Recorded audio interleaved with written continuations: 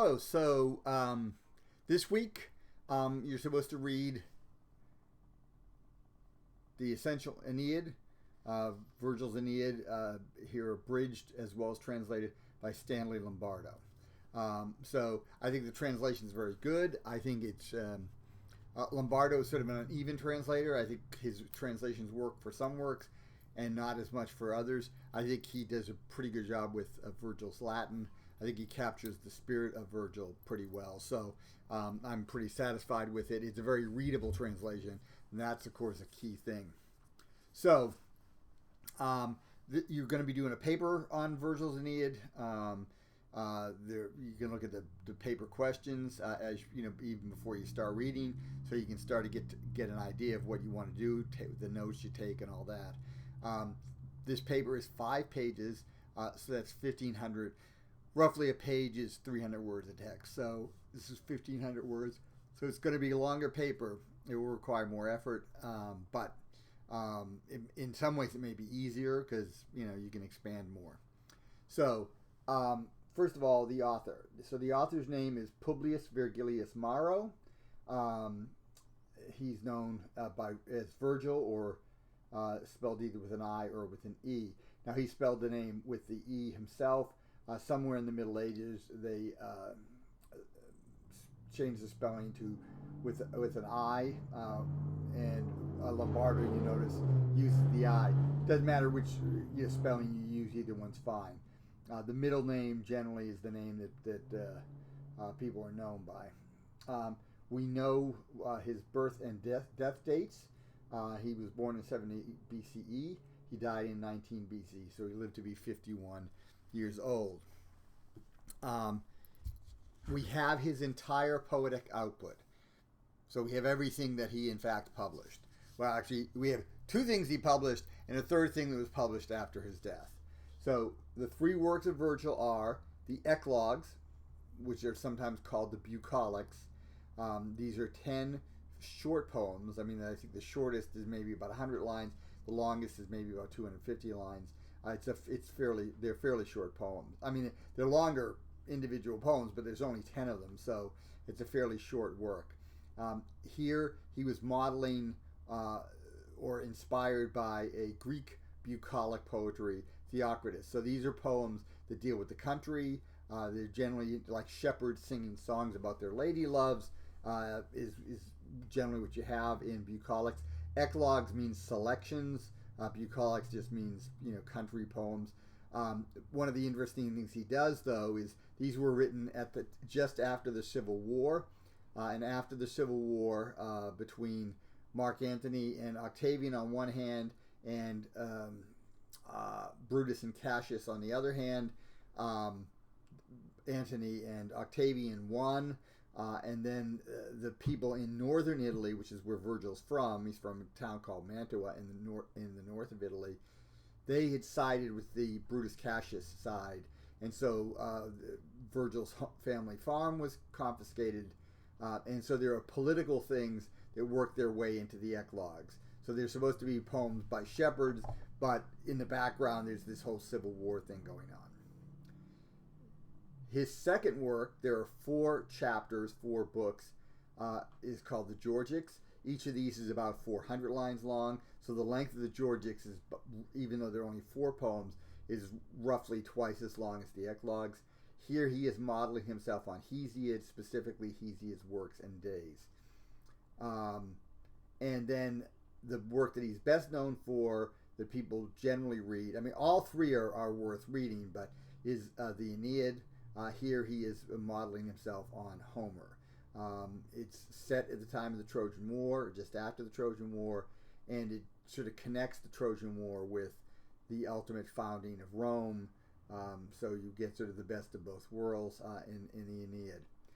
The Aeneid was unfinished at Virgil's death. Virgil, he was on a trip to, I think he was traveling to Greece. He had traveled through Italy. He fell sick in Brundisium and died there. And he had asked that the manuscript of the Aeneid be burned, but the Emperor Augustus countermanded that and the work was published. There was an editor who sort of like overlooked it and polished it up wherever that needed to happen. We, of course, don't know how much change the editor made. Now, the Aeneid is in 12 books, 12 chapters, but each one is about twice as long as a book from the Iliad or Odyssey, so it's roughly the same length as the Iliad or Odyssey. There are some half lines in the poem. Half lines are not part of ancient poetry. They don't sort of have half line things in epic poetry. So clearly Virgil was going to do some further polishing. But Virgil, the way he worked is he had an outline of the work as a whole. So he had sort of maybe like some prose synopsis of the work as a whole. Then he supposedly would work each day. He would sort of, in the morning, he'd come up with maybe 50, 60 lines of poetry, which over the course of the day, he would hone down to maybe 5 to 10 lines of poetry. So this is highly polished verse. He spent 10 years on the work. So this is, this is highly polished work, a highly accomplished work. We know there were some spots where he would have added a line and a half or something, but there don't seem to be any clear spots where something is really missing. So, the Aeneid. The poem tells the adventures of Aeneas, who was one of the commanders at Troy. He was one of the Trojan commanders. He even in the Iliad, he appears in the Iliad twice. In one case, he gets wounded badly. The second one, he's about to meet Achilles, where he would die, and Poseidon intervenes and says, "No, you have to survive the war. You are going to go to found a new settlement in the west, in Hesperia." Now, the Romans, when they were looking for ancestors, they looked to sort of the Greek mythological past. They knew they weren't Greeks, and so they suggested that maybe the Trojans, after Troy, had got to Italy and that founded a settlement. That settlement eventually founded Rome. Okay, so that's the premise here. So in one sense, it's a poem about Rome. In another sense, it's a poem about this guy named Aeneas. The first 6 books, the first half of the work, are the travels of Aeneas, and this is inspired by and sometimes modeled on the Odyssey. The second half, which deals with war in Italy, as the Trojans are trying to gain a foothold in Italy and establish a community there, that is modeled on the Iliad. There are 3 main characters that you'll encounter in the poem. The first is Aeneas, who is the hero. He is marked by a Roman virtue called pietas. So pietas in English comes in as the word piety. It does not mean that in Latin. It means a sense of duty. You know what your duty is and you do your duty. Now this is a key Roman virtue. If anything, it is the key Roman virtue. It is the number 1 Roman virtue. Because what matters most to a Roman is Rome itself. So anyone who does his duty for Rome is demonstrating pietas. Someone who works for himself, whether it helps Rome or not, that person is not marked by pietas. They are not showing a true sense of duty. Dido, who figures in books 1 and books 4. Dido, the adjective used of her at least twice, maybe more often, is the word infelix, which means unlucky. She is a good queen. She saved her people. She led a group of people from Phoenicia to Carthage. Was able to get hold of a settlement there. Despite local opposition, she was able to build a community. And the city, when Aeneas first meets her, is rising. Everyone's busy, and I think it's compared to a beehive. Everything is going fine, but then Dido becomes a pawn in the hands of Venus, Aeneas' mother, and Juno, the queen of the gods, Um, the two of them sort of conspire to have Dido fall in love with Aeneas, and when that happens, she gives up basically her job of being queen to her people, and things start to fall apart. And then, of course, when Aeneas leaves, she can't really handle that. So she is sort of a strong figure. Virgil modeled Dido on Medea, on various other heroines, and on the historical figure of Cleopatra, because she is an African woman who is providing a distraction for Aeneas, just like Cleopatra distracted Mark Antony from his duty to Rome. So there's lots of things going on with Dido, but Dido is not an unsympathetic character. She's just on the wrong side of history. For if she succeeds in winning Aeneas over, then Aeneas stays with her, and ultimately Rome doesn't get founded, or it gets delayed. So it messes with sort of like what has to happen. But she can't go with Aeneas. She can't leave her people and go with Aeneas to Italy, because he needs to be able to marry an Italian princess to start a line that will eventually become the founders of Rome. So it's a dicey sort of situation for Dido, and it turns out badly for her. Turnus, who is the leader of the Rutulians, a group of Italians, he is important in the last 6 books. He is a Homeric style hero. So he's a lot like Achilles, he's a lot like Hector, he's very much a warrior, he's very noble, and so forth, but he's all concerned about him and his rights and what's due to him. And again, he's in the way of Rome being founded, or causing a delay in the founding of Rome, and so that can't happen. So he basically gets bulldozed. So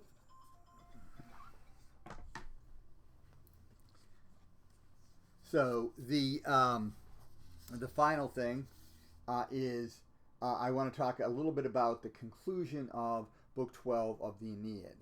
This deals with Turnus's death.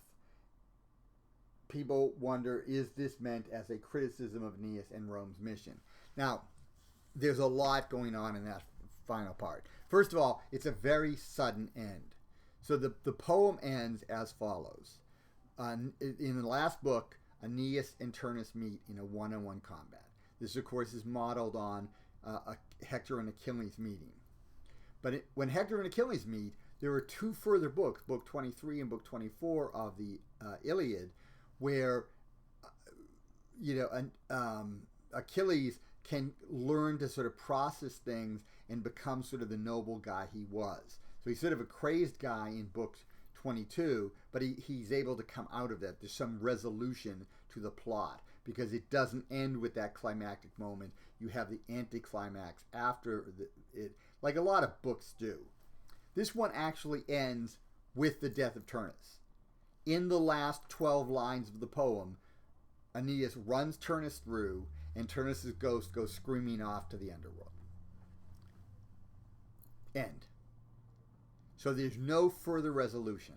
We don't have Aeneas' marriage to the princess. We don't have Aeneas coming into being a ruler of the community like he's supposed to. I mean, that is going to happen, but we don't see that. So there's no real resolution to the situation. It's a very abrupt ending, and it's a puzzling ending, and it's additionally puzzling because Aeneas gives in to ira.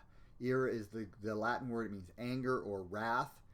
This word is used of Juno in Book 1, when Juno, still crazed over the Trojans, decides she's going to destroy Aeneas and his fleet by causing a storm to happen. They're just about to land on Italy. This gigantic storm comes up. They're blown way off course. They end up in Africa. One of the ships goes down, and Aeneas thinks he's going to die. But Neptune restores order. Everything's calm. They're able to make landfall in Africa. The ships are damaged, but except for that one ship, everyone's okay. But Virgil says in that opening thing about Juno's anger, her ira, does it make sense for divine beings to have this strong negative emotion? And when he asked that question, he's basically looking at things from the point of view of the Epicureans and the Stoics. These are philosophical schools. The Epicureans believed the gods existed on a separate plane, they didn't interact with humans, and they lived a beautiful, calm existence. So for the Epicureans, such strong emotion on the part of a god doesn't make any sense. And the Stoics are all about keeping strong emotions in check, right? If you think of Spock in Star Trek, he sort of fits a very sort of Stoic view of things. So the question is asked, Juno is way off the chain, and she is sort of a figure of criticism through much of the poem because she gives into this anger.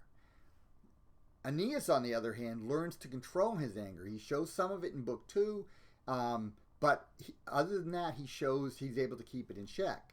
And then in the very last moment of the poem, he gives into anger and runs this guy through. Well, what's that all about?